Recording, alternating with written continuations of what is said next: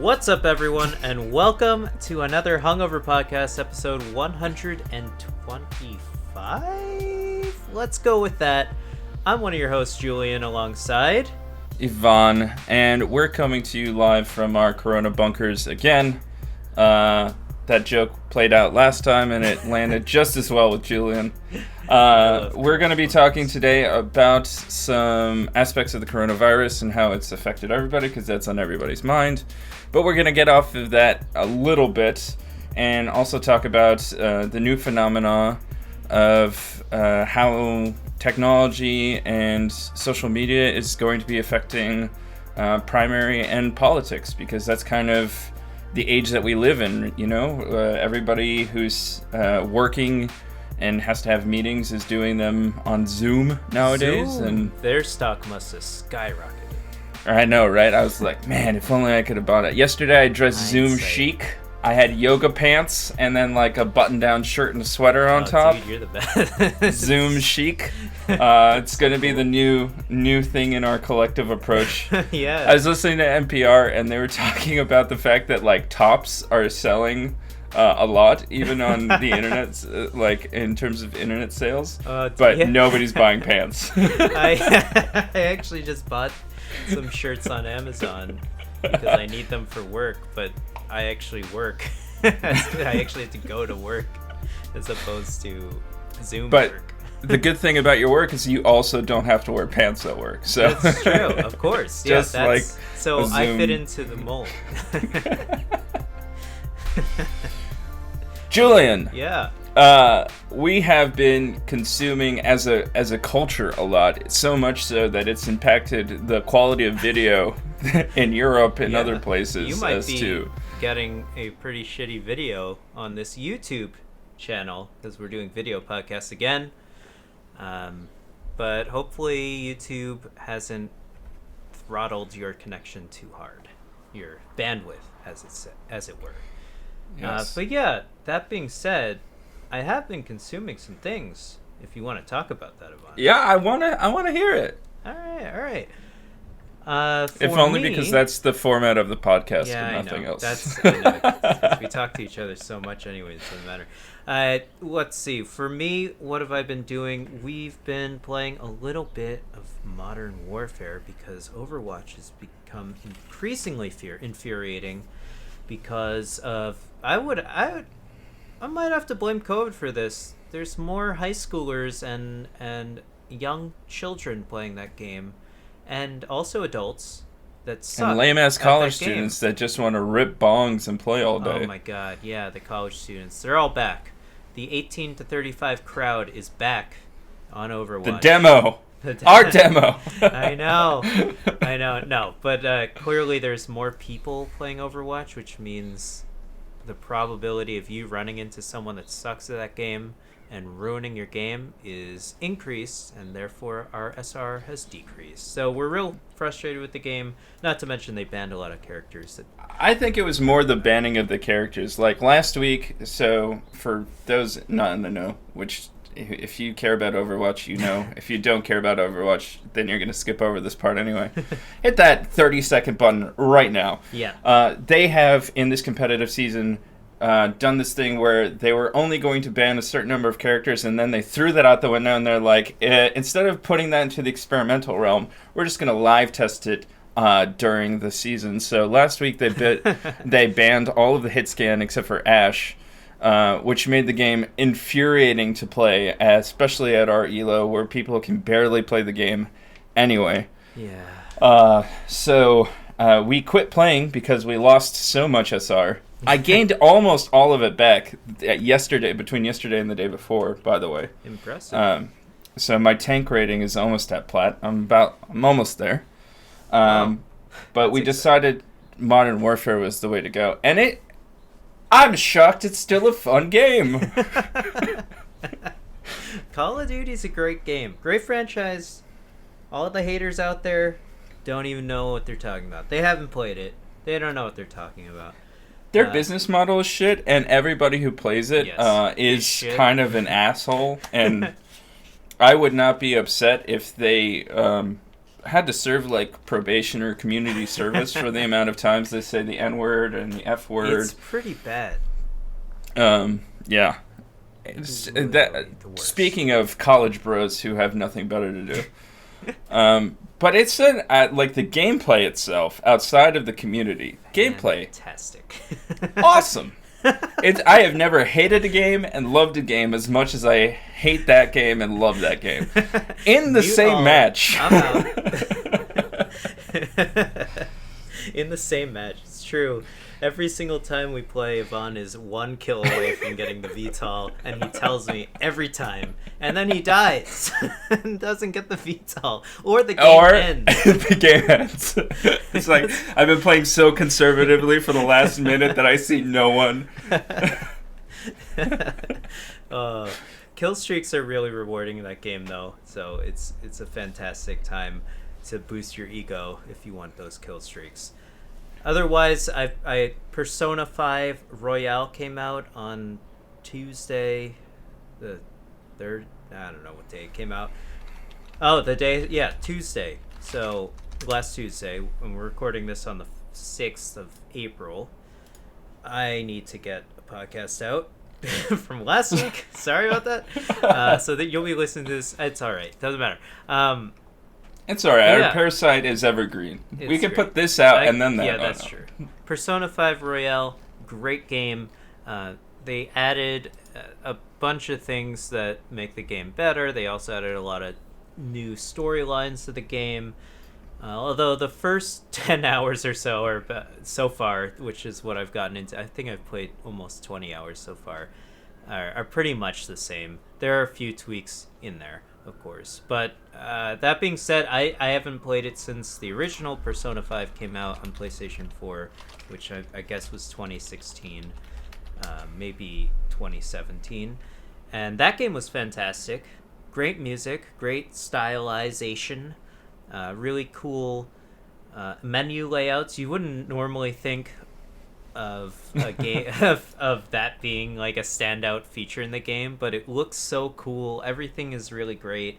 There's a lot of cool anime cutscenes where they got some anime director that I don't know and production studio to, I guess, make a basically all the cutscenes for the game. I think they also have an anime series for this game and the Persona 4 game. But this game just came out. I'm super excited. It's definitely scratching an itch. I love JRPGs, so I'm really excited. I also didn't finish the last one because my disk drive broke, and that's when I stopped buying physical games on the PlayStation 4 and in general. So I'm really glad to actually be able to beat this game. Although I only have 4 days to do it because Final Fantasy VII Remake comes out. God damn it. It's becoming that part of the year where all the games come out, even though The Last of Us Part 2 was delayed indefinitely until COVID is sorted out, I assume. Yeah. Well, I guess that makes sense because they probably...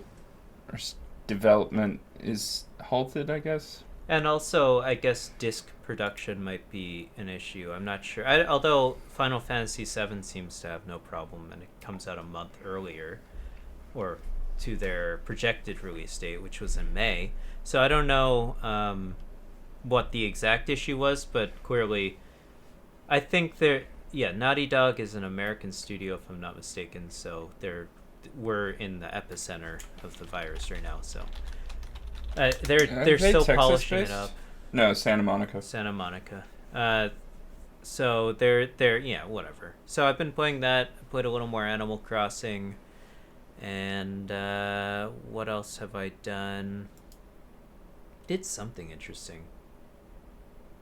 I guess I started a new job since that time. I took up an apprenticeship at a butcher shop, so we'll have a podcast on that when I am more knowledgeable. Of course, I just had 1 week at the job.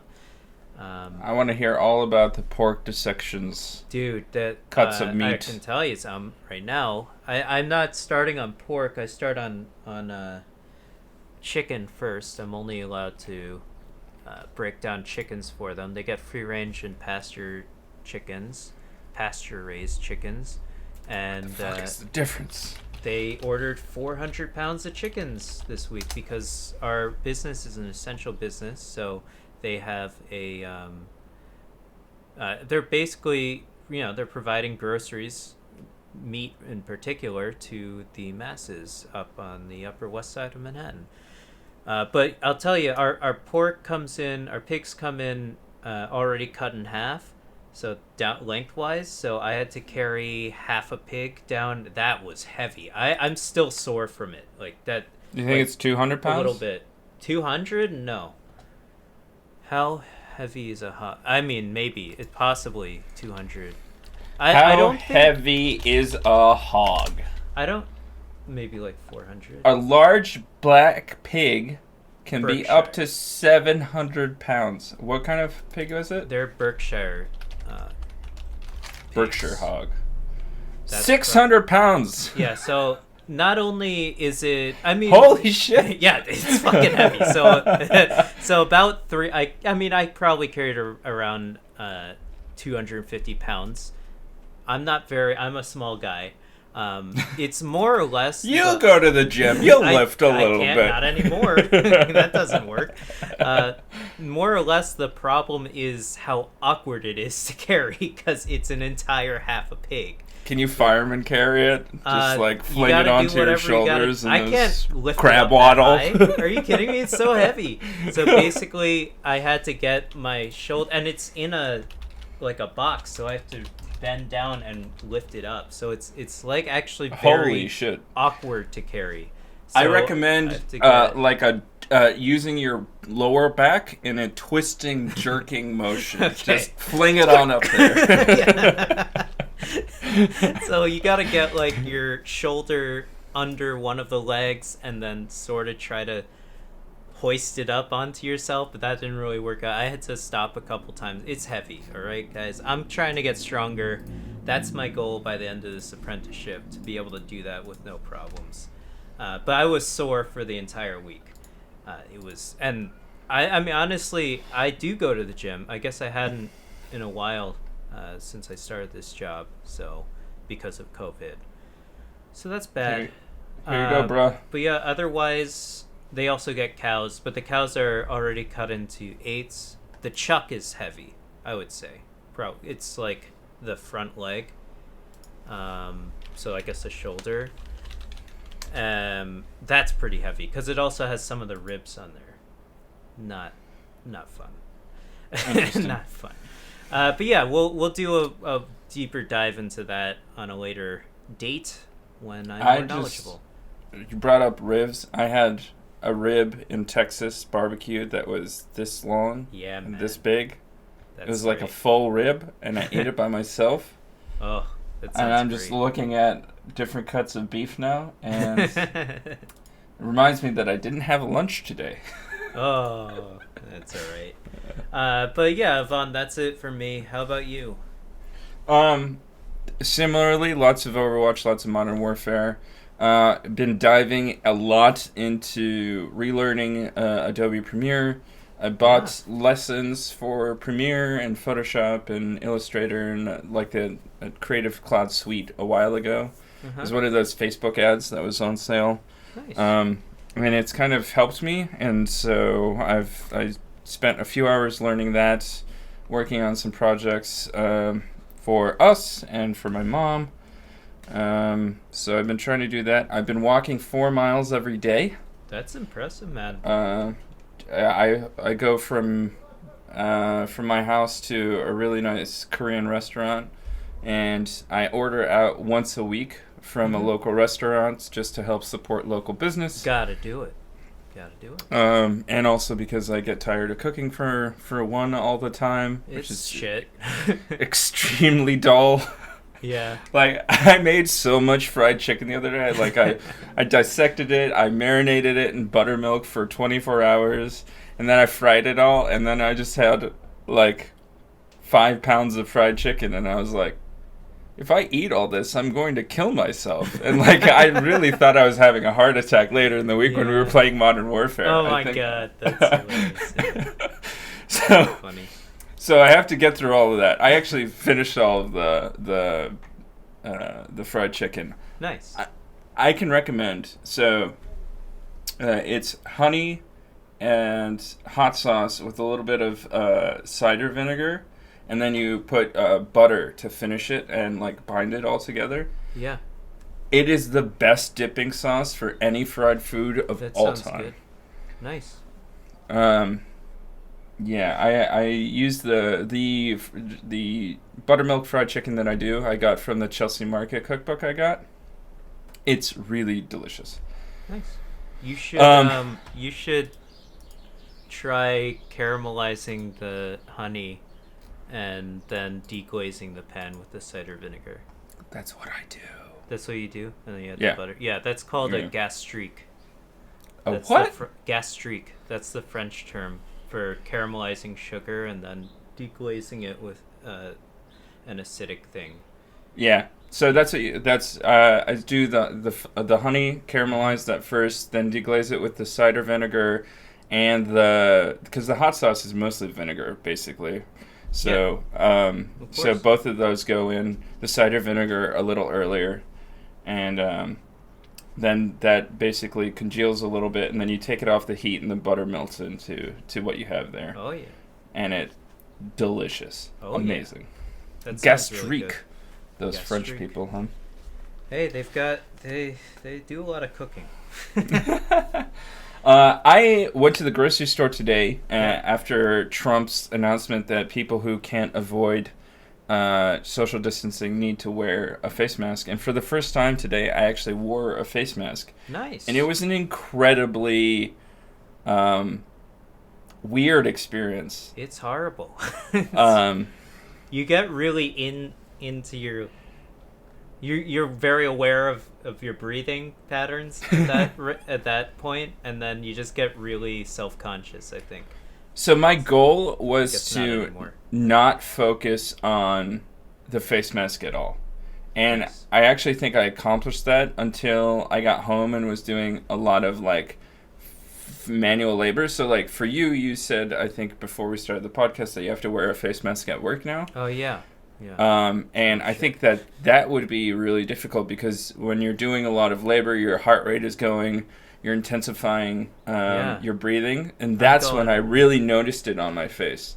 But like just walking around in the grocery store, the only thing was like I felt a stigma because I was one of, I would say 50% of people in the grocery store who had a face mask on.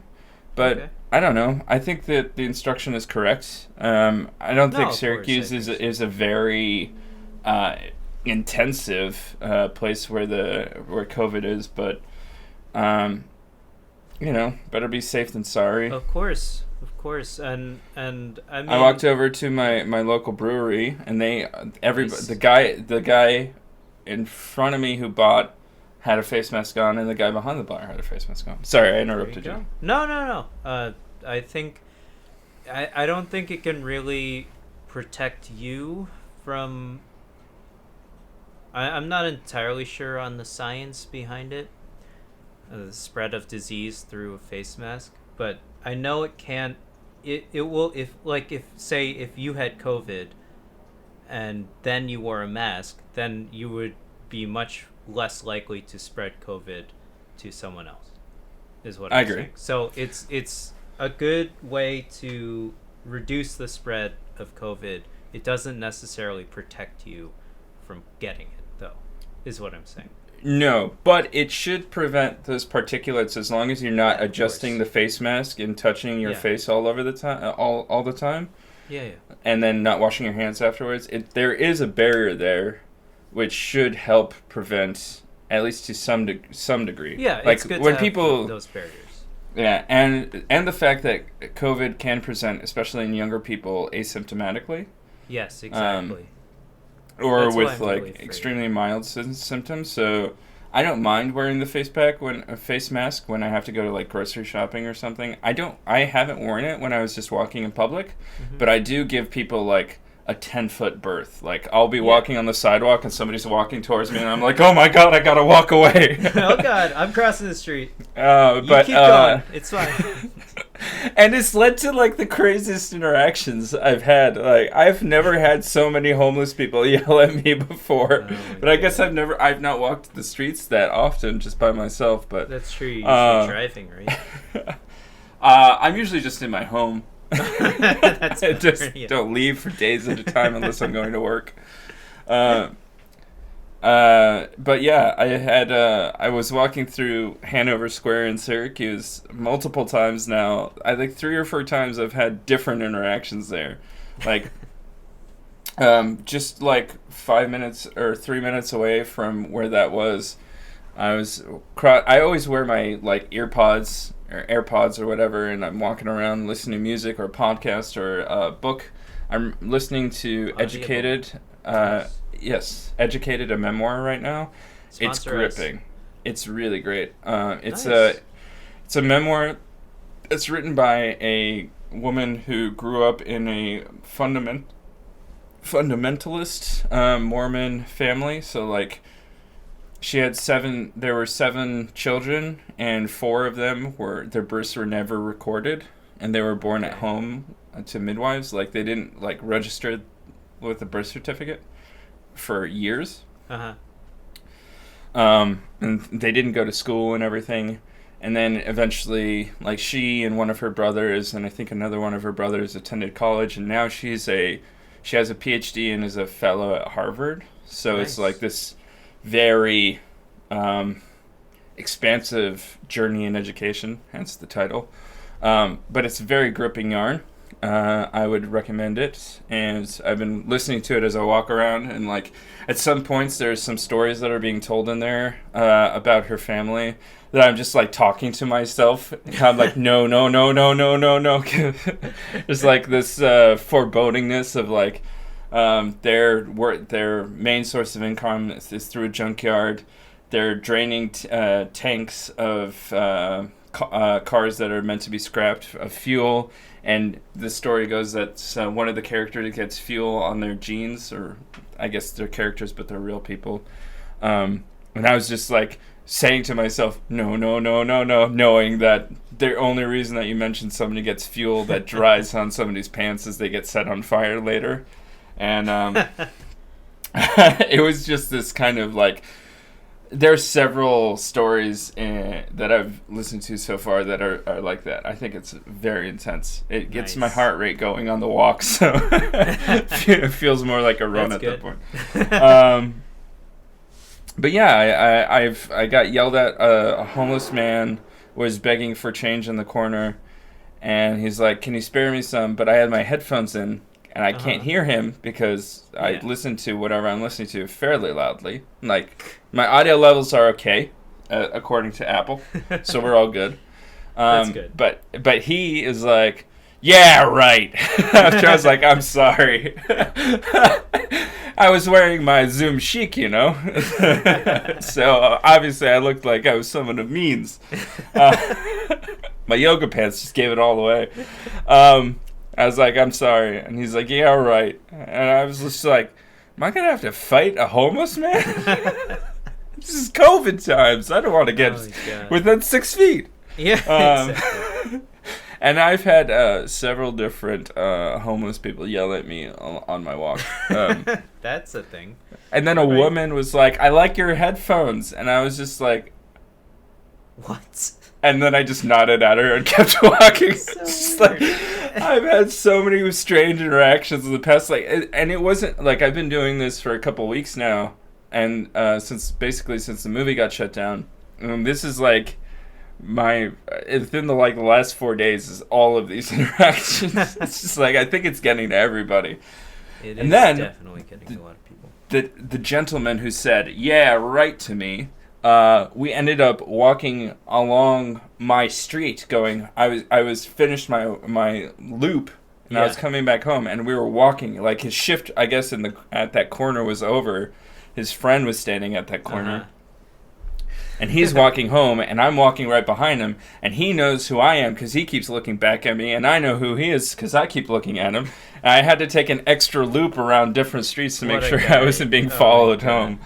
I felt probably the most privileged white scared I've ever been in that moment. It's like, I'm on unemployment. I made sure, like, I was on the phone with Laura. I was like, yeah, I'm on unemployment right now. Like, I was just making sure that he spoke loud enough that he could hear me. I was just like, I don't know. I was doing all of the typical things that you think of. But yeah, that's been my life of recent, other than playing Fire Emblem. A great game. A great game. Oh God. Very fun. God. I have so many beverages on my table. I have 2 things of water. I have a kombucha. I'm about to finish this Epiphany Pilsner from Middle Ages Brewery, my local brewery that I go to support them. I also had black tea. I ordered a box of English breakfast because I was tired of Earl Grey all the time. Yeah, I'm still finishing a box of Earl Grey right now. It's getting a little tiring. And the bergamot oil, it just gets, like, too much. And my stomach hurts. Like, if I haven't eaten anything, and then I drink Earl Grey, my stomach gets in knots. Oh, that's weird. That doesn't happen to me. Well, I guess I'm a little bit more snowflake than you. Speaking of snowflakes. Oh.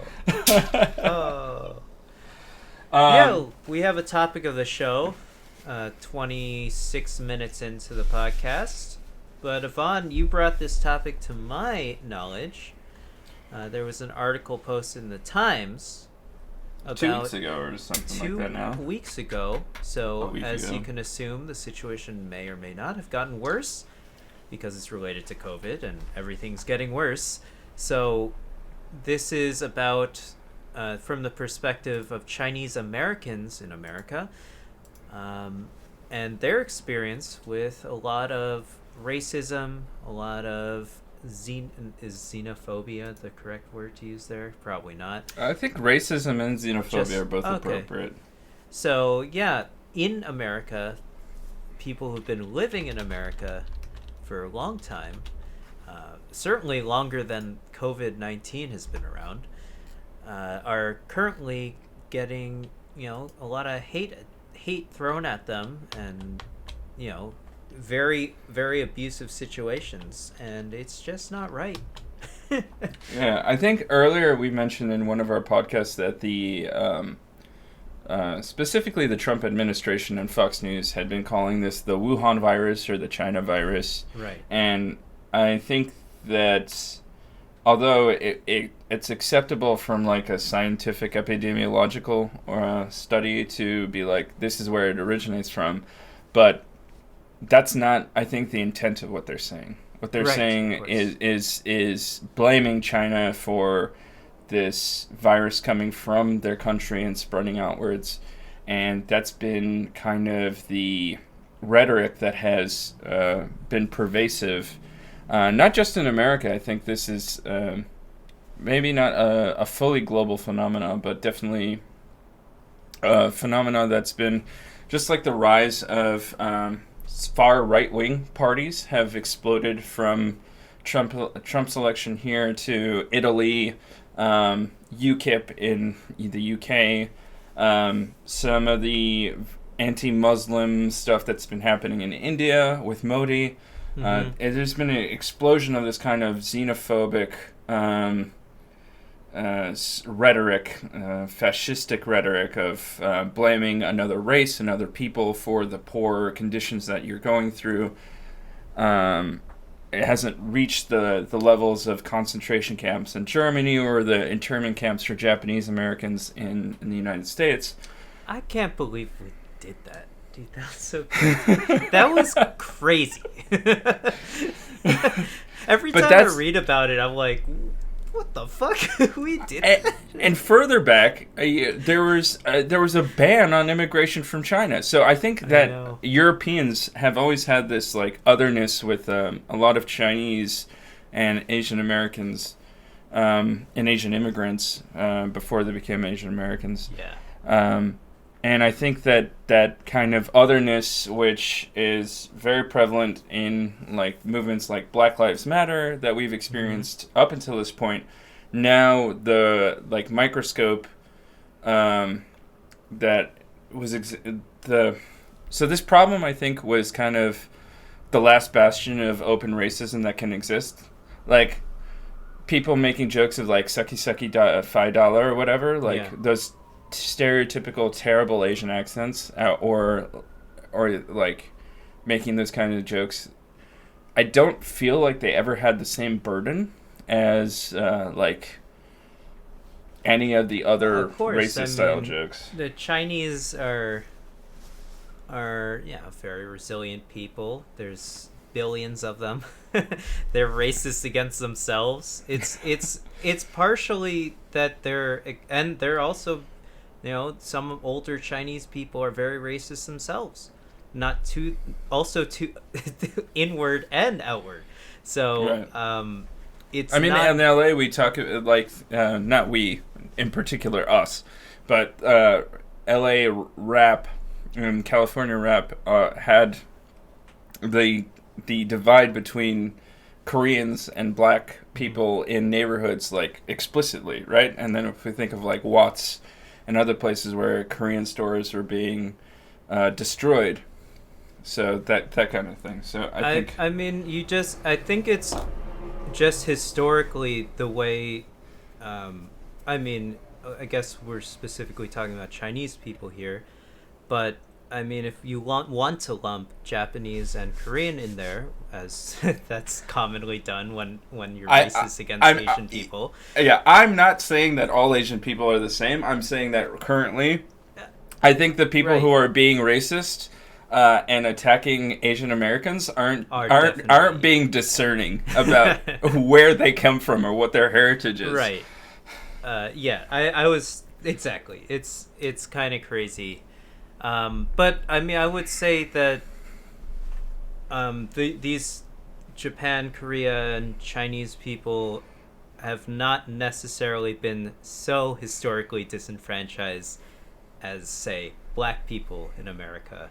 Even, because we're talking about, obviously, slavery, that was a horrible thing that happened. I'm not saying that the Chinese and the Japanese and the Koreans weren't treated poorly here. I'm just saying. We're not getting into the Olympics, the pain Olympics. Racism. No, we're not trying to do that. But I would have to say the way racism is handled or thrown out is, I think, a little...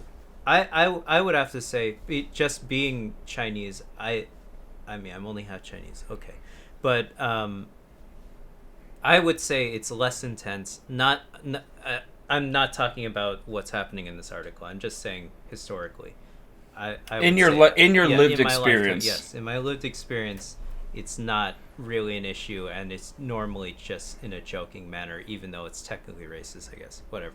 But diverting our attention to this article, I would have to say, I mean, you said you read through it, and you gave me a synopsis of it, but 150 cases have been reported since last Thursday, and this article was posted a 5-day, 4 or 5 day period, depending on when they drew the cutoff. But it's and then I have an article from The Hill, which is slightly more recent, from the 31st, which is saying that cases of discrimination and acts of like name-calling, spitting, attacking have risen to 100 per day across the United States. An Asian man in San Francisco was attacked while collecting cans, and a 16-year-old Asian American was sent to the hospital after school bullies accused him of carrying the coronavirus. It's crazy. 3 Chinese Americans are also stabbed at a Sam's Club in Texas. Okay, that's going too far. That's, all right, let's stop there. No, those are concrete examples of extremely violent behavior, but I'm sure that like the base level of name calling and spitting and other things go fairly underreported, but are existent. And it's strange we were talking about earlier, like this is like the best and worst year for Asian immigrants in this country. Like Parasite wins at the Oscars, and people are opening up their idea to being able to watch movies that have the little 1 inch about divide, right? The subtitles. Right. And then weeks later, Let's now watch we're talking some more about Korean movies. Yeah. All right. Train to Busan. It's a great movie. Watch it. That's an amazing movie. But yeah, exactly. We the idea of being like being Asian American was like coming into like, this is a great thing. We're part of we're part of a global society. We're contributing to society. It's not like they haven't been doing that for centuries, but they were put in the spotlight, and then they were taken out of the spotlight immediately because of coronavirus, right? Or put into a different spotlight. The worst spotlight. Yeah. The red spotlight, I guess. Or the one that's right outside of the internment camp that they're soon to be interned into. The searchlight, not the spotlight. That is a great way to put it. So that's a roller coaster of situations to have arisen, and it's really sad because the public view of Asian Americans and Asian people in general was on an upswing, I guess, starting from Crazy Rich Asians in the media anyways, when it comes to media related things, not like technology related things. But movies in particular, but like Crazy Rich Asians, I would say definitely gave them a jump start, and then Parasite was great, and I guess everyone The Farewell as well in between. With Awkwafina, right? Again, 2 of those had Awkwafina. Yeah, Crazy Rich Asians. She was also in. So she was, and then she's also in a TV show called Nora from Queens, I think. Yeah, I think that's her. She stars in. Or that's being advertised more and more. I see it on the subway all the time because obviously it takes place in New York City. But yeah, so I don't know. I've never seen that show, but clearly Awkwafina has been having a great career since Crazy Rich Asians. But that being said, it's really gone to shit, I guess, according to this article. Not just for Asian Americans, but I would assume all over European Asian people probably having. You said you told me an anecdotal story. From the UK. Laura, my girlfriend, is studying in Bristol, and one of her, I think even 2 of her classmates that have. One I think for sure is of Chinese origin, but both are Asian heritage, and were yelled at or followed to their home and different things, and like in a very scary way that made them very frightened to even attend school in some cases. So, it was I think it's a very real thing in terms of the impact that it's having across the board. And there was like this moment where China got it under control. The quarantine was there. It was super effective. We were looking towards China as this brilliant kind of managerial power. And now what I'm seeing is stories are now being floated out as to how China is lying, the disinformation of the Chinese media system, and all of that. So I think there's a backlash on the positivity that's coming back. Yeah. Even though it seemed like China is having this under control. Well, yeah, I guess I'm of 2 minds. I definitely never trust the Chinese government, but I also heed the words of the Dark Knight. The Chinese will never extradite one of them, because they're definitely looking out for their people. Obviously you can bring up Tiananmen Square all you want. Right there, I think it's in their best interest to not let this virus spread, because the sooner they can resume their economy, the better for them, and that's what the Chinese want. The Chinese government wants. The same way that Donald I Trump would assume. wants. I'm sorry? The same way that Donald Trump wants the American economy to get back, and has stated multiple times that he doesn't want the cure to be worse than the problem. And there's a fucking moron who also said, if we keep deaths to 100,000, it'll be great. Idiot. Well, that didn't. Okay. But yeah, so I mean, I wouldn't. Sorry, I don't even know. I definitely, probably, the Chinese government is lying about their numbers. But that being said, I also think they have it under control over there because they have an all-powerful government that can act and unilaterally. That can act unilaterally, and also they have a healthcare system. So, and they have people working and great doctors and things like that. So, yeah, I mean, why do you think there's like it's so difficult to get into med school if you're Asian, because there's so many Chinese doctors and Korean doctors and maybe not, I don't know how many Japanese doctors there are, but I'd have to guess there's a lot of them too. It's definitely a profession that the Chinese hold very high in, at least in America, as they're immigrants and they want their kids to make a lot of money. So it's just how it is, man. So I think they have it under control. I think they didn't report all the deaths.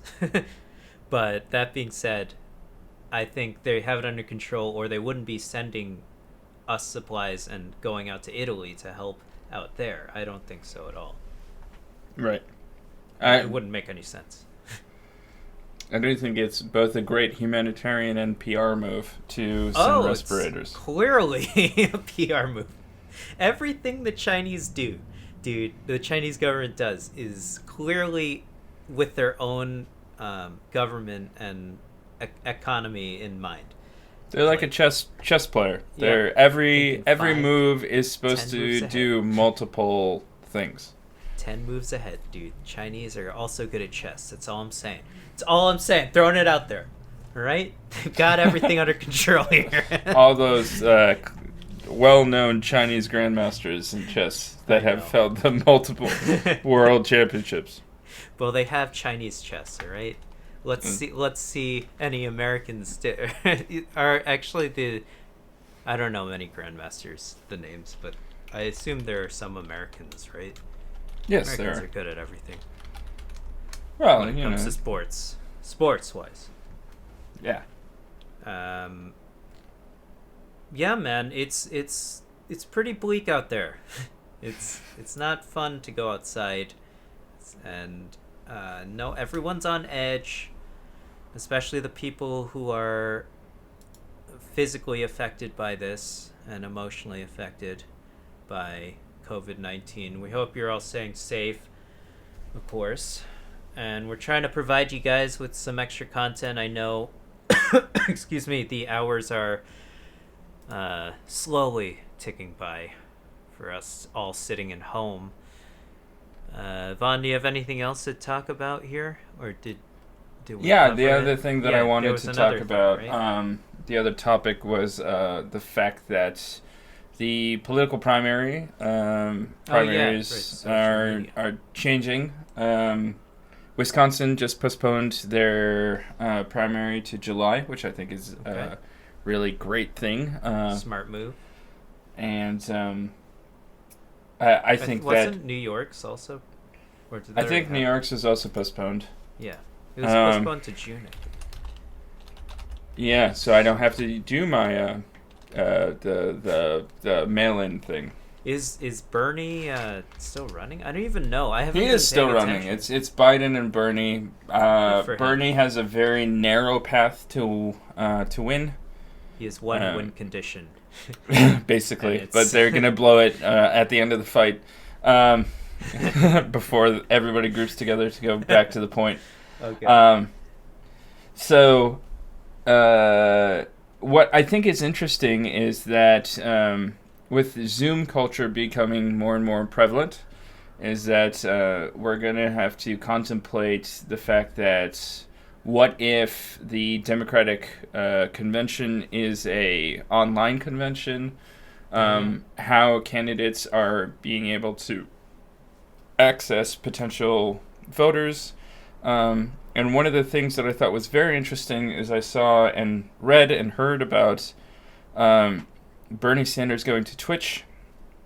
And he's got a huge Twitch following now. Yeah, so his campaign has now gone to Twitch, and I was wondering, do you think notoriously young people are the demographic that votes the least in primaries or beyond? And do you think that going to platforms where the young people are, like Twitch, do you think that will affect young people's minds and their voice in terms of actually going out and voting? I think it definitely will. I think that not everyone who's watching that Twitch stream is even American or in America. But that being said, I think you could at least get 1% of that viewership to go out.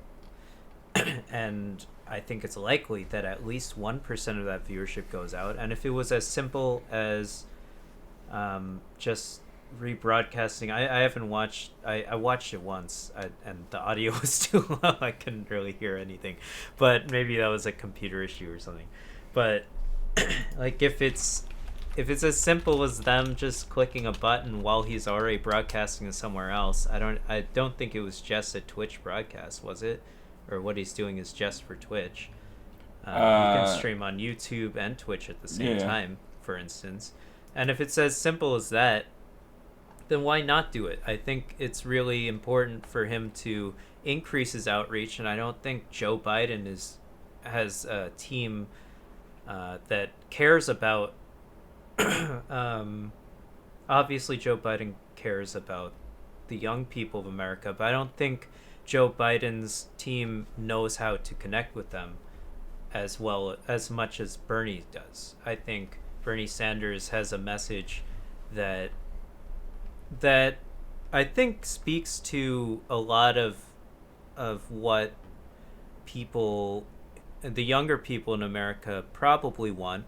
I would assume they're more in tune with global news, as they're so in tune with the internet, and they probably have friends that they've met on the internet in other countries, right? I mean, we've played Overwatch with people from the UK. We've played Overwatch with people from France and other countries in South America as well. So they're aware of how things. I mean, if you actually become friends with them, you start talking, whatever, then they're aware of how things work in other countries. So then they'll start questioning, why is it not this way in America, right? Mm-hmm. So I think that Bernie Sanders has a message that brings America on board with a lot of social programs that are in place and have been proven to work in other countries. So that's why I definitely support Bernie Sanders.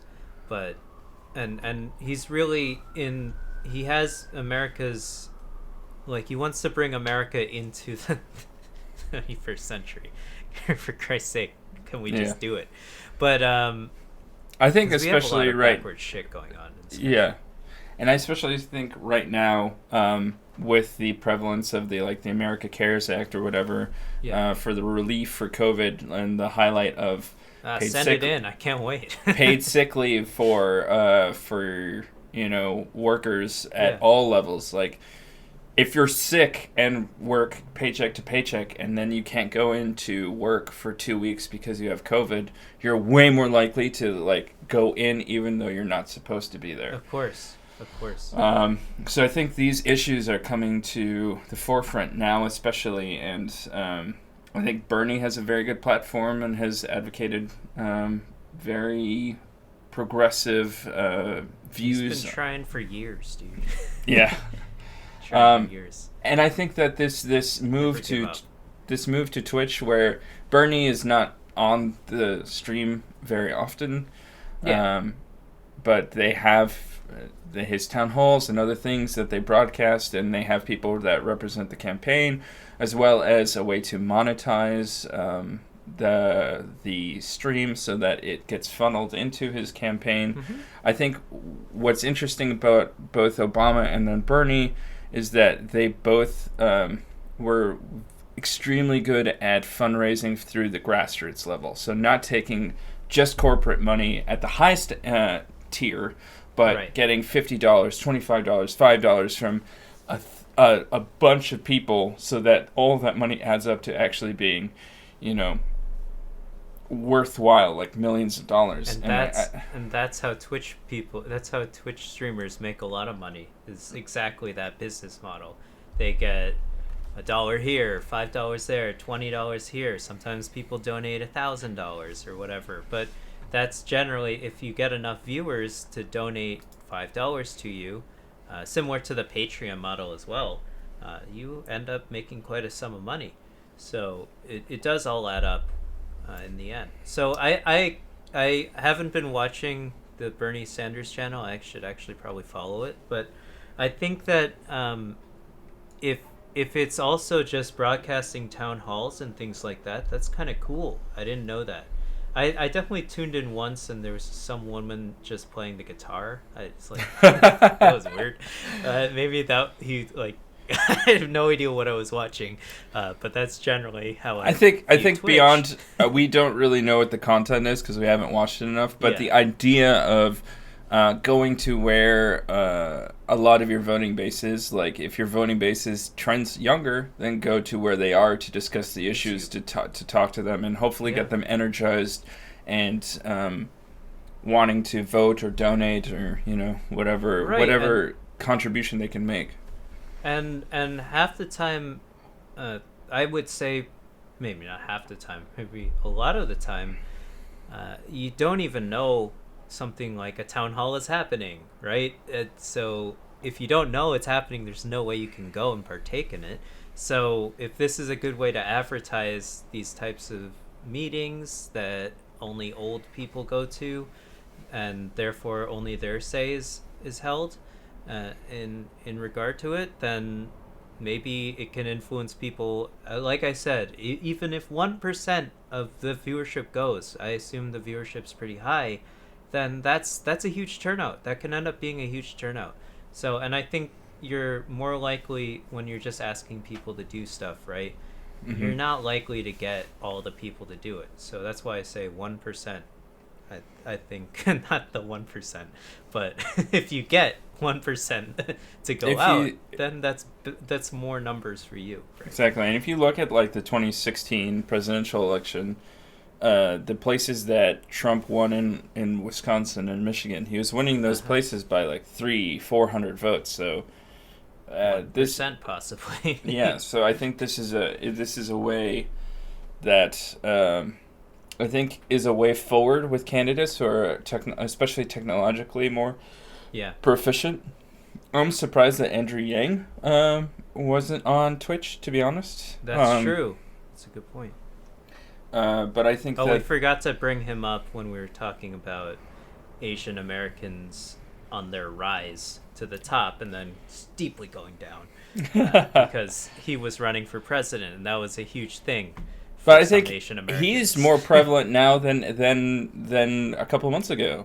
With his universal basic income, I think people are looking at that and being like, wow, universal basic income would be awesome at the times where, like, I'm unemployed, Exactly. And they're about to send us all a check, right? I think maybe that's happening. Maybe should be. Direct deposit will be, I think, in mid-April. And then if you don't have direct deposit set up, then the physical checks could take weeks.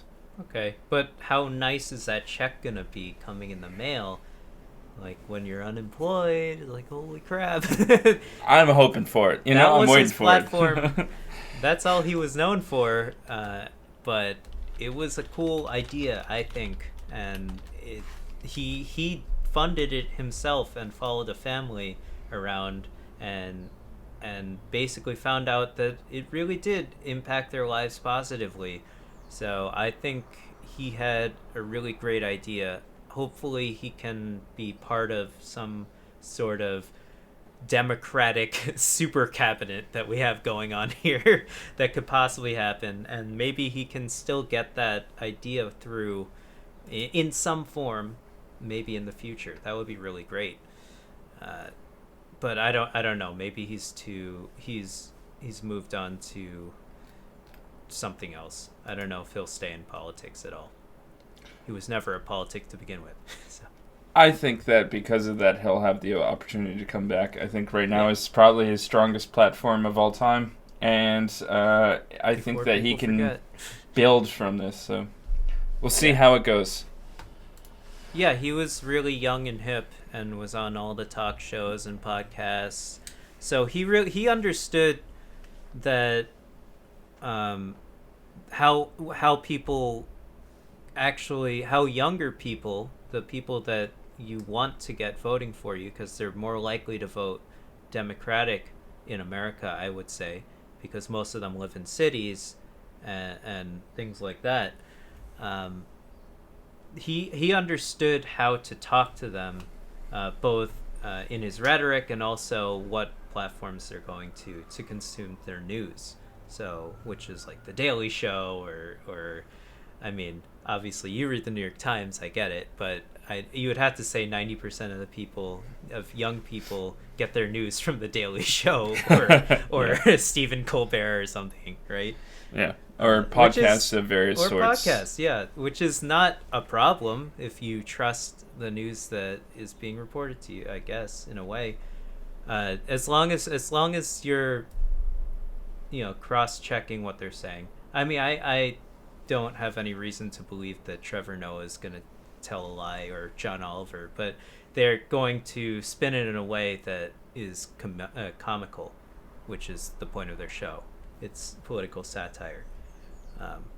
And that's what Jon Stewart's been attacked at, right? He's been attacked on like Fox News a million times because they think that he's lying to all the young people. Like, dude, he has a comedy show, man.